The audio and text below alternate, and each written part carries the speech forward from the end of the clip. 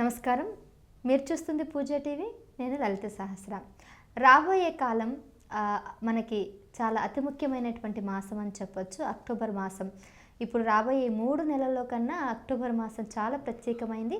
ఎందుకంటే దుర్గా పూజ, అలాగే మనం దీపావళి, దసరా పండుగలన్నీ కూడా జరుపుకుంటాం. మరి ఈ అక్టోబర్ మాసం మన మానవాళికి, ముఖ్యంగా ఈ ద్వాదశ రాశుల వారికి ఎలా నడుస్తుంది, వాళ్ళు ఏ విధంగా కలిసి వస్తుంది వాళ్ళకి, లేకపోతే వాళ్ళకి ఏ విధంగా నష్టం వాటిల్లుతుంది, ఇలాంటి విషయాలన్నీ కూడా ఈరోజు ఈ వీడియోలో తెలుసుకునే ప్రయత్నం చేద్దాం. మరి దీని గురించి పూర్తి వివరాలు తెలియజేయడానికి మనతో పాటు ప్రముఖ జ్యోతిష వాస్తు పండితులు బ్రహ్మశ్రీ జెఎస్ శాస్త్రి గారు ఉన్నారు. గురువు గారిని అడిగి ఆ విషయాలు తెలుసుకుందాం. కన్యా రాశి వారిది ఎలా ఉంటుందంటారు అక్టోబర్ మాసంలో?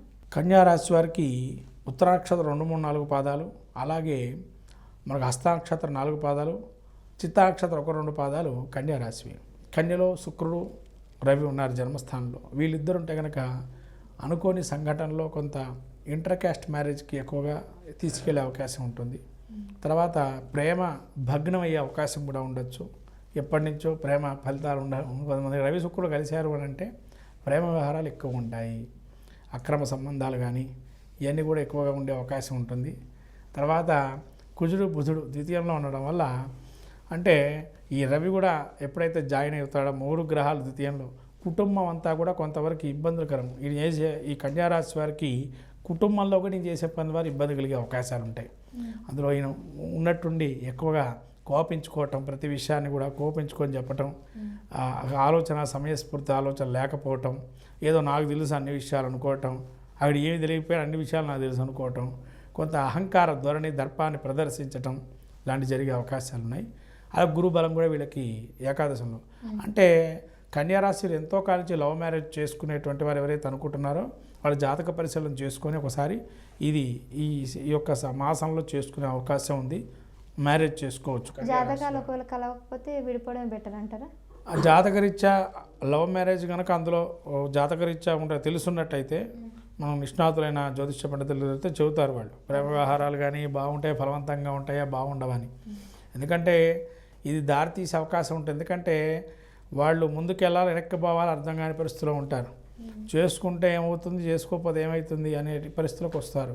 ఒక అయోమయంగా ధోరణి, అంటే ఇంట్లోంచి ప్రెజర్ ఉండటం పెళ్లి కోసమని, ఇటు బయట నుంచి ప్రెజర్ రావటము, ఏం చేయలేని పరిస్థితిలో ఉండటం, తర్వాత కొంత సంతానం అంటే కుటుంబంలో ఉండే వ్యవహారాలు కూడా కొంత చికాకుగా ఉంటాయి. అనారోగ్యమో లేదా ఇప్పటివరకు బాగుండి మళ్ళీ కించిత్ ఏదో చిన్న ఆరోగ్య సమస్య రావటమో జరిగే అవకాశం. అందులో శని కూడా సప్తమంలో ఉన్నాడు. శని సప్తమంలో ఉన్నా కూడా ఏంటంటే ఎప్పటి నుంచో ఆగిపోయిన కార్యక్రమాలన్నీ మళ్ళీ రీఫార్మ్ అయ్యి మళ్ళీ వచ్చే అవకాశము. శత్రుక్షయము, శత్రువులు ఉంటే వాళ్ళని క్షయింపజేయటం, క్షీణిస్తారు, శత్రువులు ఎక్కువ మంది ఉండరు. తర్వాత ఈ గురువు కూడా వీరికి 10వ స్థానం నుంచి 11వ స్థానం రావటం వల్ల యోగదాయకంగా ఉందని చెప్పచ్చు. కన్యా రాశి వారికి ఏదైనా కానీ పెద్దగా ఇబ్బందికరమైన ఏంటంటే ఇంట్లో ఉండే కుటుంబ సభ్యులతో ఇబ్బందిగా ఉంటుంది. కాబట్టి ఈ బయట నుంచి వచ్చే కొద్ది ఇబ్బందులు ఉంటాయి. ఏదైనా వ్యాపారం చేసేవారు కానీ, రాజకీయ నాయకులు అయితే మోసగించే అవకాశం ఎక్కువగా ఉంటుంది. సినీ ప్రముఖులకైతేనా వాళ్ళకి కొంతవరకు డబ్బు పెట్టిన చోట డబ్బు ఆగిపోవటం, ఉండడము. విద్యార్థులకైతేనేమో మంచి విద్యాలాభం అనేది వచ్చే అవకాశం ఉంటుంది. ఏది ఏమైనా కన్యా రాశి వారికి కొంతవరకు చెప్పాలంటే రవి నీచ స్థితిలోకి సంచారం చేస్తున్నాడు. తర్వాత నీచలో శుక్రుడు ఉంటున్నాడు.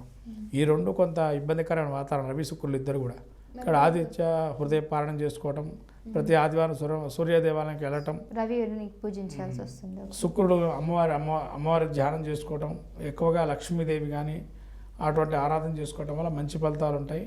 లక్ష్మీదేవి గుడికి వెళ్ళి అమ్మవారికి కమలాపూత అర్చన చేయడం, కుంకుమార్చనతో చేయడం, పద్మావతి అమ్మవారు ఆరాధన చేయటం వల్ల మంచి ఫలితాలు ఉంటాయి. ఓకే గురువు, థ్యాంక్ యూ. నమస్కారం.